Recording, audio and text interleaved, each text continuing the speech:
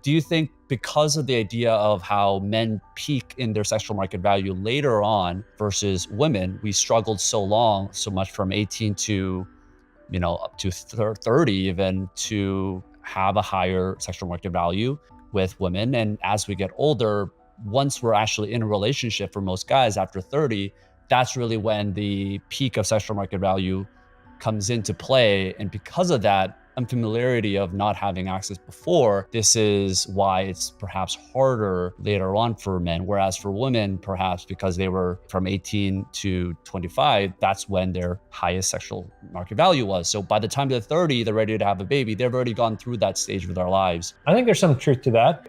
Traditionally we would call that sowing your wild oats before you settle down, right? And I do think that's maybe one of the drivers of the traditional midlife crisis, which seems to affect men disproportionately than it does women, right? So imagine a guy gets married young, maybe to his high school sweetheart, does right by her, buys the house, works really hard, is the good husband and father and provider. But, as the years go on, 20 years later, the woman's had a few children, she's starting to show signs of age, maybe they haven't had sex in a while.